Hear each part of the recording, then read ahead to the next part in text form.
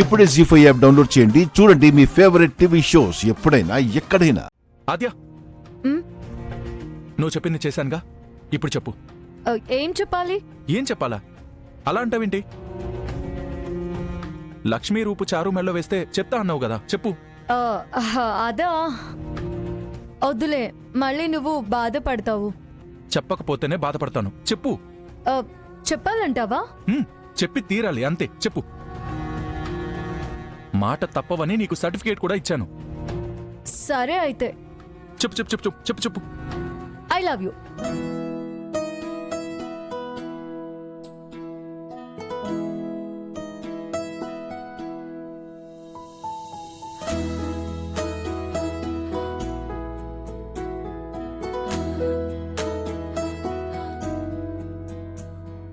నాకు తెలుసు ఆద్య, నీ మనసులో నేనున్నాను. నన్ను ఏడిపించాలని ఇదంతా చేసావు కదా, చూసావా? నీ మనసులో మాట బయటకొచ్చింది. హలో హలో హలో, ఇప్పుడు ఆ మాట నీకు చెప్పాను అనుకుంటున్నావా? మరి ఆదిత్య చెవులో చెప్పింది ఇదే.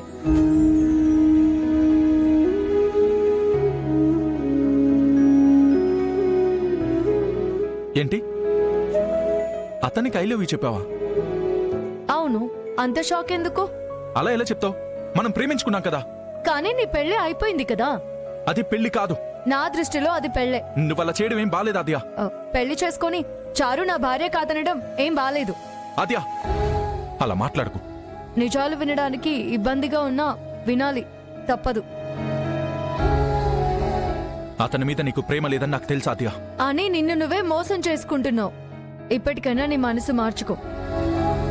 ఆదిత్యతో త్వరలో నా పెళ్లి కూడా జరగొచ్చు. అనవసరంగా నువ్వు బాధపడి చారుని బాధ పెట్టొద్దు. ఆద్య, ఆద్య, ఏంటి ఇంత మొండిగా మాట్లాడుతోంది? నిజంగానే వాణ్ణి ప్రేమిస్తుందా? లేదు, ఆద్య నన్ను కాదని మరొకరిని ప్రేమించదు, ప్రేమించదు కూడా. ఈ ఇంట్లో ఎన్నో వ్రతాలు చేశాను, కానీ నా కోడలి చేత చేయిస్తుంటే అమ్మవారి దయ వల్ల నా కోడలి మొహం కూడా కళకళలాడిపోతుంది. రమా, ప్రసాదం తీసుకుందాం పదండి.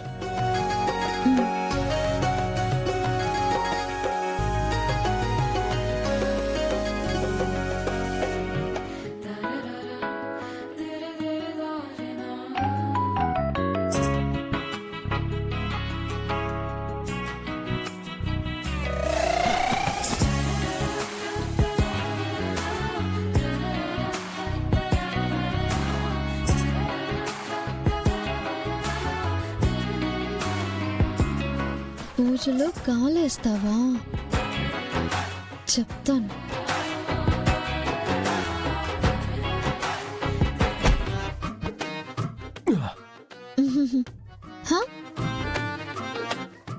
రామా, ఏంటి? అమ్మ నాన్న ఉన్నారు. అబ్బా, అప్పుడు అత్తయ్య వాళ్ళు మావయ్య వాళ్ళు ఉన్నారంటే మాట విన్నావా? లేదు కదా. ఇప్పుడు తిను.